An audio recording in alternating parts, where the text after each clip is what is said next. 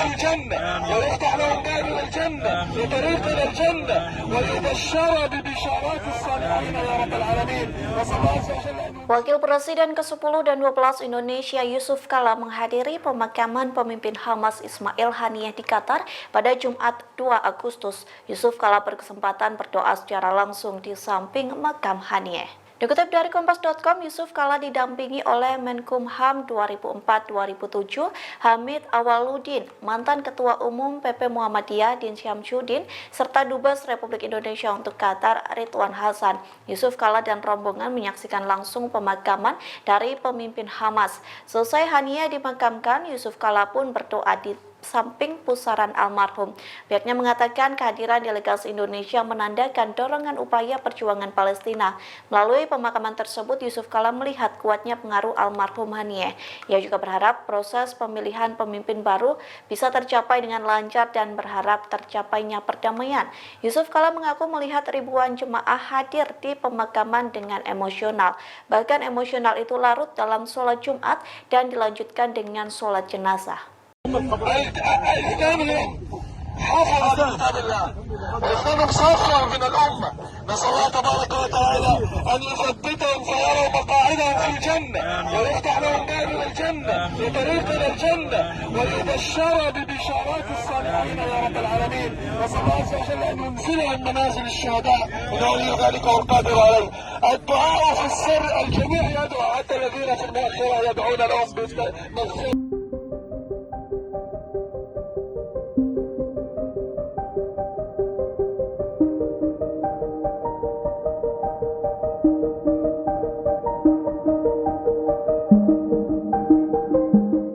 Kondisi mencekam di ibu kota Israel selesai pemimpin Hamas Ismail Haniyeh tewas pada Rabu 31 Juli. Pasalnya ada teror penembakan di Tel Aviv hingga mengakibatkan korban jiwa. Dikutip dari The Times of Israel, penembakan itu terjadi di Tel Aviv yang mengakibatkan satu korban tewas. Adapun korban merupakan penduduk Haifa berusia 34 tahun, namun tidak dibocorkan identitas korban. Penembakan misterius itu mengakibatkan polisi melanjutkan penyelidikan lebih lanjut pada Jumat 2 Agustus. Polisi menyebut korban yang merupakan seorang pria mengalami luka parah hingga tewas. Di satu sisi, warga Israel mengalami ketakutan yang luar biasa seusai Ismail Haniyeh dibunuh. Dikutip dari Tribunnews.com, warga Israel mulai bersiap-siap jika Iran meluncurkan serangan balasan. Pasalnya pemimpin tertinggi Iran, Ali Khamenei, memerintahkan agar menyerang langsung Israel. Bahkan militer Israel telah mengatakan mereka dalam kesiagaan tinggi. Oleh sebab itu, warga Israel mengaku ketakutan hingga tak berani keluar rumah. Mereka was-was jika Iran menyerang Tel Aviv seperti serangan mendadak pada April 2024 silam.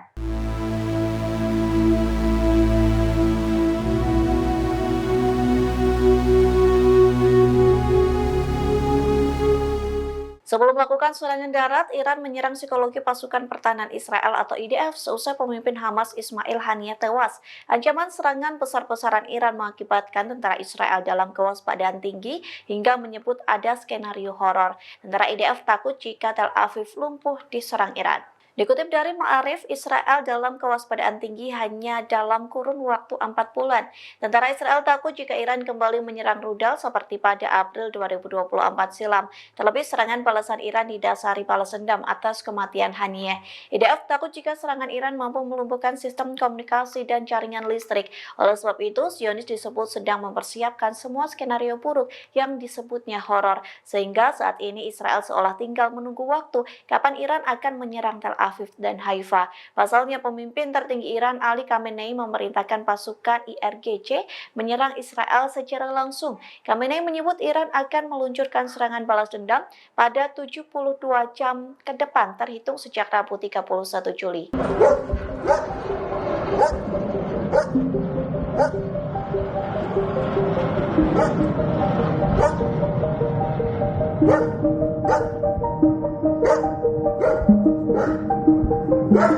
Hizbullah Hizbullah melancarkan serangan balasan ke Israel bagian utara atas pembunuhan pemimpin Hamas Ismail Haniyeh. Tak main-main, Hizbullah menggunakan roket buatan Rusia untuk menyerang Israel selama 48 jam. Dikutip dari Tribunnews.com, Hizbullah menggunakan roket Katyusha yang menjadi buatan Moskow. Puluhan roket itu menyerang Israel Utara sebagai tanggapan atas serangan mematikan Zionis di Lebanon Selatan.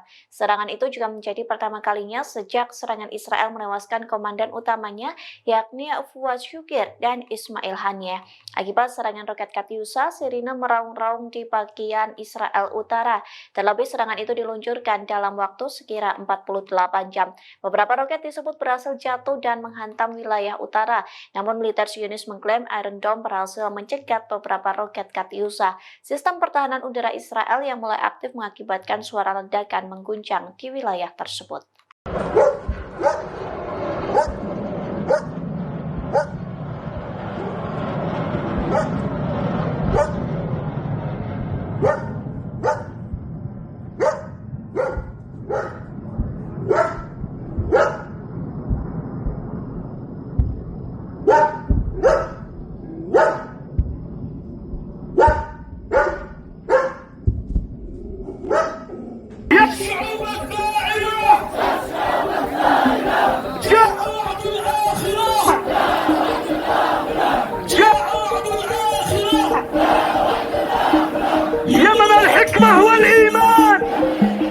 Kematian pemimpin Hamas Ismail Haniyeh membangkitkan amarah warga Yaman dan Houthi.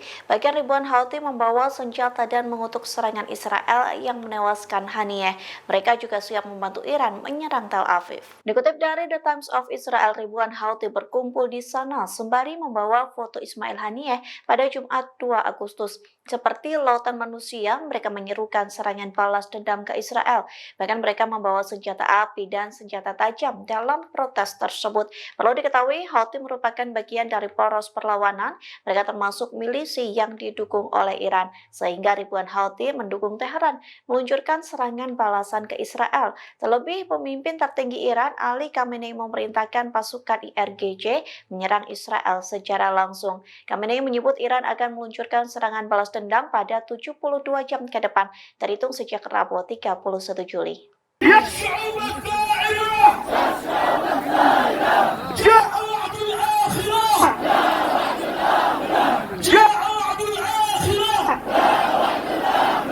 يمن الحكمة والإيمان يمن الحكمة والإيمان لن يخذلكم مهما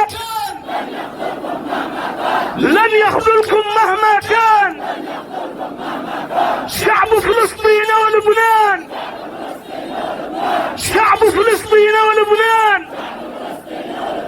معكم مهما كان معكم مهما كان دم القائد إسماعيل دم القائد إسماعيل سوف يطيح بإسرائيل سوف يطيح بإسرائيل دم فؤاد وإسماعيل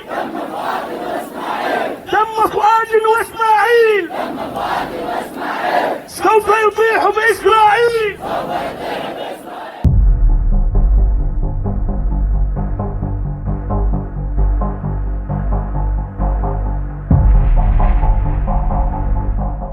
Kondisi internal Israel chaos seusai pemimpin Hamas Ismail Haniyeh tewas di Iran. Pasalnya, Perdana Menteri Israel Benyamin Netanyahu ingin memecat Menteri Pertahanan Yoav Gallant. Dikutip dari The Times of Israel, hal itu dibocorkan oleh rekan dekat dari Netanyahu. Reporter berita Walla Tal Salaf mengatakan pemecatan Yoav Gallant tinggal menunggu waktu. Salaf melaporkan bahwa Netanyahu ingin memecat Gallant ketika ia kembali dari kunjungannya ke Amerika Serikat. Namun pemecatan yang direncanakan itu tertahan oleh serangan mematikan Hizbullah di Masjid Sam. Terlebih, dua pimpinan Palestina juga tewas pada minggu ini. Selain memecat Gallant, Netanyahu juga berencana memecat kepala staf IDF, yakni Herzi Halevi, dan kepala Shin Bet Ronan Bar. Tujuan pemecatan mereka dilaporkan untuk menghilangkan pertentangan terhadap penanganannya kepada negosiasi pengembalian sandera. Lantas Netanyahu disebut akan mengangkat pemimpin oposisi New Hope yakni Gideon Sa'ar sebagai Menteri Pertahanan. Namun Salah mengatakan beberapa rekan Netanyahu memiliki keraguan terhadap Sa'ar.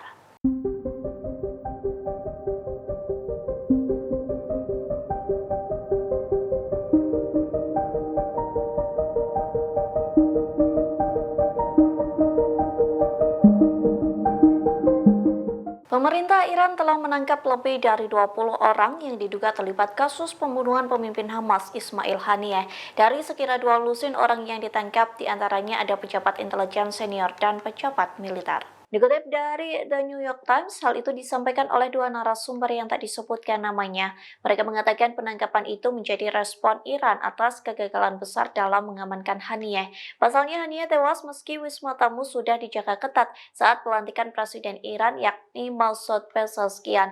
Oleh sebab itu, di antara 20 orang itu, di antaranya ada pejabat intelijen senior, pejabat militer, dan staf pekerja di Wisma Tamu tempat Haniyeh tewas.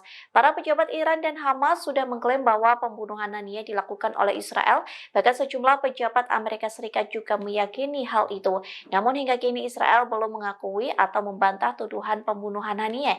2 pejabat Iran mengatakan saat ini Satuan Intelijen Khusus IRGC melakukan penyelidikan dan memburu orang-orang yang diduga terlibat. Sementara IRGC belum mengeluarkan pernyataan terbuka mengenai detail penangkapan atau hasil penyelidikan tentang pembunuhan Haniyeh. Download Tribun X sekarang, menghadirkan lokal menjadi Indonesia.